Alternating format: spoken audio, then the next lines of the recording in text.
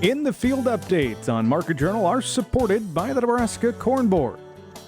Well, back in Nebraska, of course, harvest continues, and this week our crew traveled out to near McCook, Nebraska. That's where Bill Dodd is standing by with this week's In the Field update. Bill? Thanks, Bryce. We're out here at Red Willow County at Sunny Heights Farms with owner-operator Tracy Zink.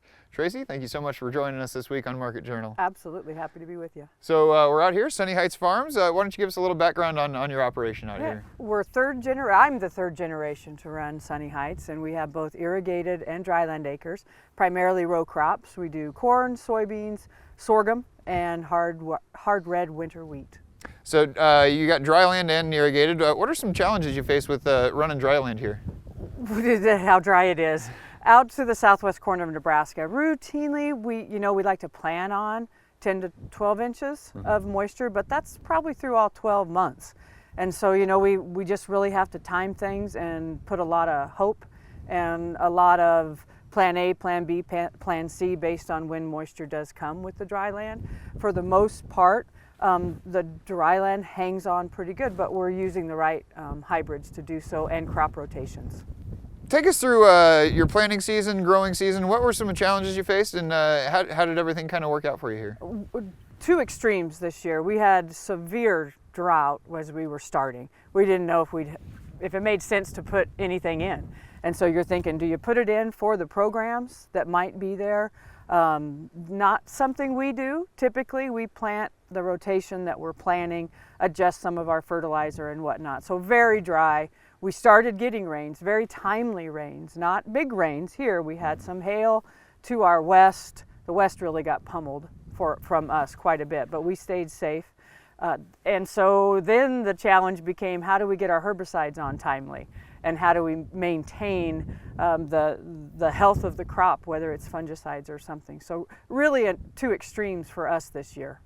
Coming up to the harvest season, there was a lot of reports of southern rust. Did you guys have any problems with that out here this year? I didn't, not necessarily. There's some varieties I've heard have been susceptible to it, but not traditionally. We're typically so dry, we're not necessarily humid, so it stays away from us.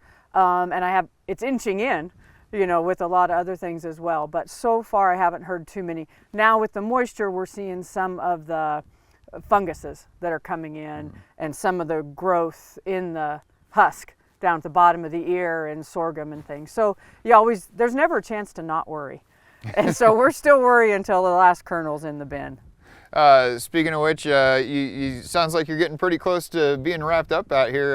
Where would you say you're at this point? We've got about a quarter of our acres left to get out. So we've got a couple pivots of corn, and then our dryland milo is yet to come. So if we get the right conditions and a hard week, we could probably finish up without too much stress. Excellent. So wrapping up here, we've got some challenges ahead in 2026, it looks like. Inputs are still high. We're still looking for markets. What do you have your eye on as we head into the new year here? I think it just has to be planning and staying flexible, so that we don't put all of our eggs in one basket. Hoping is great, but hope isn't a plan. And so when we're waiting on markets to develop, we can't just wait forever for that. We have to make a decision and go with it and make do after that. So I think that's what we're looking at. The amount of fertilizer we put on will be flexible so that we can add some more in the season if the markets develop and everything. We'll stay flexible to switch from some sorghum acres to some corn or back and forth based on the weather. And if our wheat doesn't come through, if winter killed, then we've got that to look at. So. And then right behind that is the bank.